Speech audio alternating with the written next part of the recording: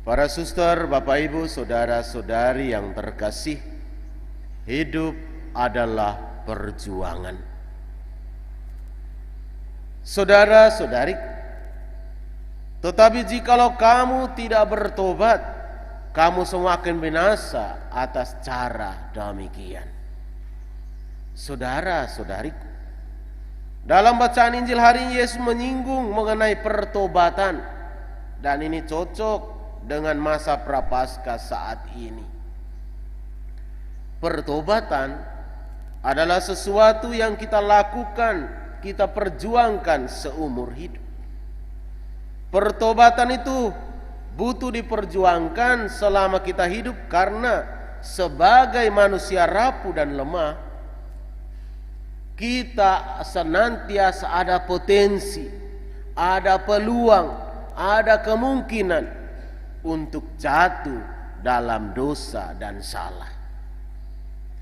Pertobatan itu bukan hanya tentang berbalik dari jalan yang salah dan berjalan menuju ke jalan yang benar, tetapi juga pertobatan itu tentang kesetiaan pada jalan kebenaran Allah itu sampai akhir hayat. Ini yang menjadi tidak mudah. Kesetiaan kepada jalan kebenaran Allah sampai pada akhir hayat. Sementara setiap hari sebagai manusia biasa kita ada potensi untuk melakukan salah dan dosa. Maka Bapak Ibu saudara-saudariku yang terkasih, biasa menjelang Paskah kita akan ada pengakuan dosa. Sering sekali ada orang mengeluh, "Romo, seperti saya sudah tidak punya dosa."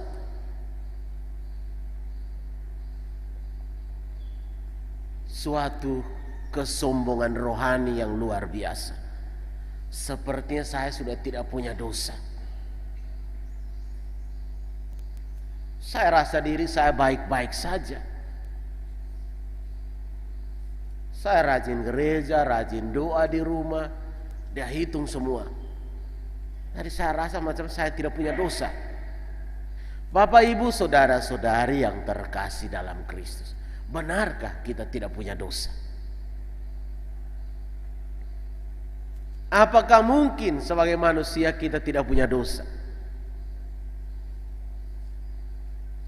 Kalau menurut saya tidak mungkin.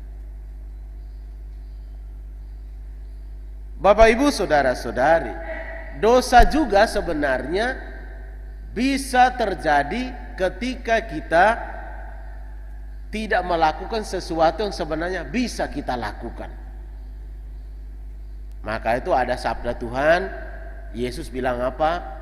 Apa yang tidak kamu lakukan untuk salah seorang saudaraku yang paling hina, itu berarti kamu tidak lakukan untuk aku. Ketika aku di penjara, kamu tidak kunjungi aku. Ketika aku telanjang, kamu tidak beri aku pakaian. Ketika aku lapar, kamu tidak beri aku makanan. Ketika aku haus, kamu tidak beri aku minum. Dan seterusnya kita bisa tambah sendiri. Sesuatu yang harusnya bisa kita lakukan, tetapi tidak kita lakukan, itu dosa. Kita ada peluang, ada kemungkinan untuk kunjung orang tua yang sakit, tapi kita pura-pura tidak tahu, tidak mau datang kunjung. Kita berdosa.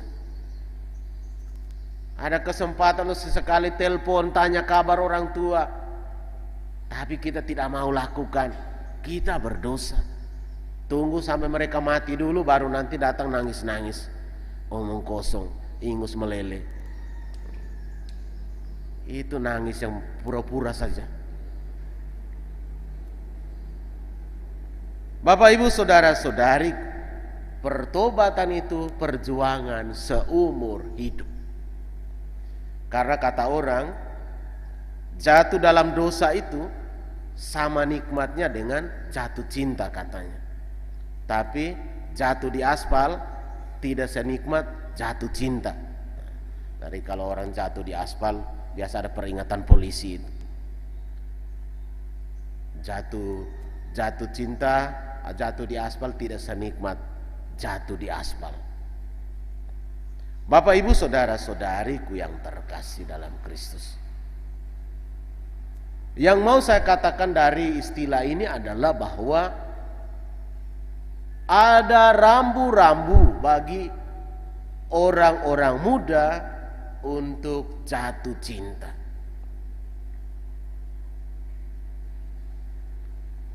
Sebagai orang muda beriman Katolik, itu ada rambu-rambunya, aturan-aturan mainnya. Karena Yesus hari ini memperingatkan kita, jika cara hidupmu tidak lebih benar daripada orang-orang yang lain,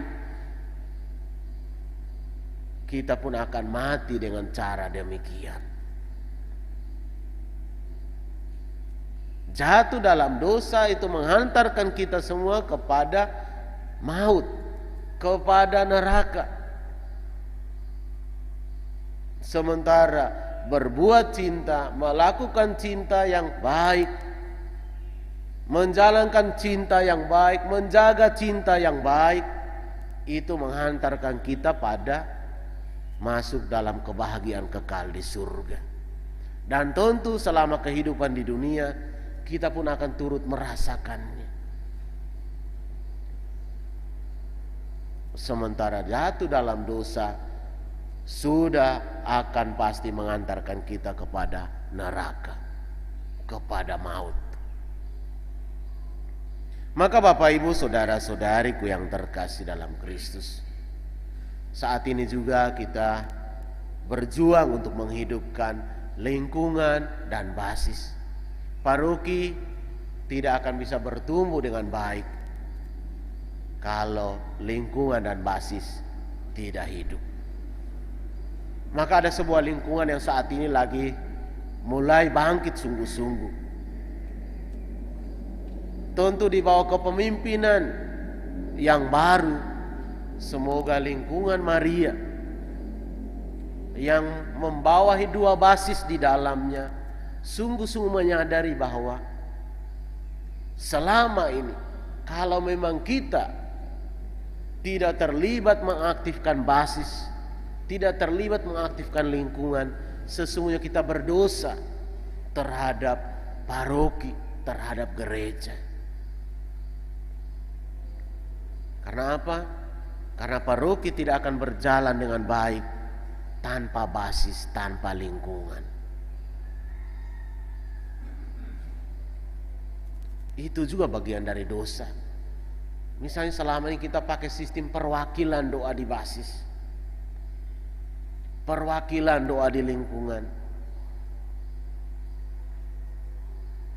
Apakah saat kita mati nanti hanya sistem perwakilan juga? Mungkin Santo Petrus akan katakan, Bapak stop di sini saja. Bapak kan selama di dunia kan sistem perwakilan. Surga ini sudah diwakili oleh yang lain. Bapak cukup di pintu saja. Apakah sistem perwakilan? Apakah kita tidak sakit hati kalau Santo Petrus katakan seperti itu? Kita mau komplain dengan Santo Petrus, tapi buku kehidupan kita dibuka, ditunjukkan kepada kita, ini loh buku kehidupanmu. Selama di dunia engkau sistem perwakilan.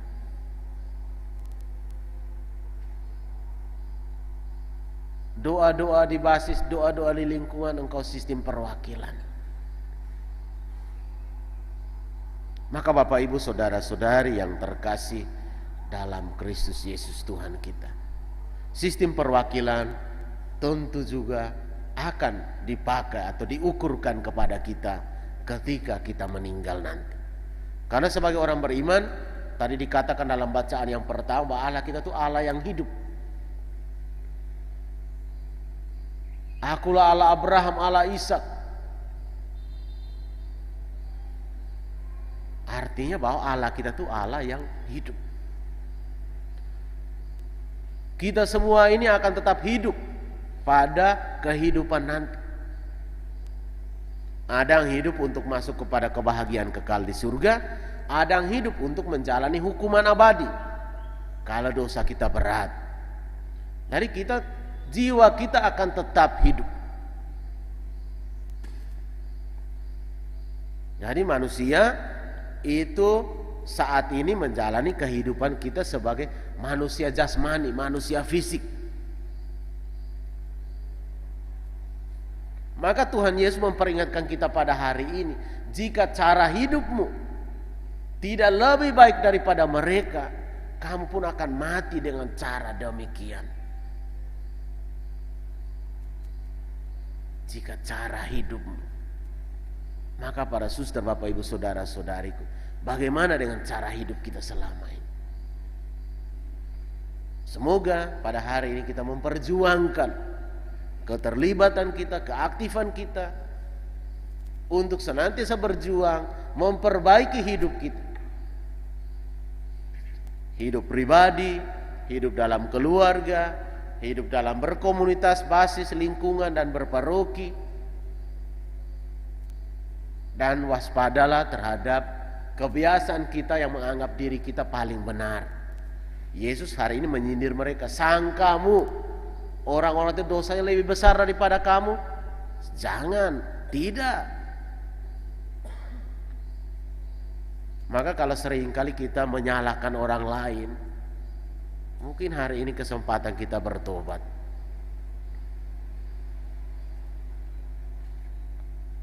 Kalau selama ini kita selalu menuduh orang lain, ini kesempatan kita bertobat.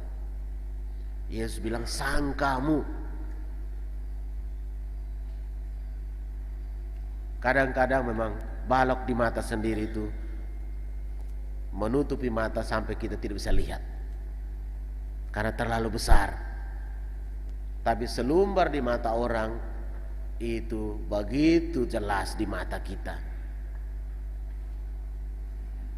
Semoga Tuhan memberkati kita. Amin.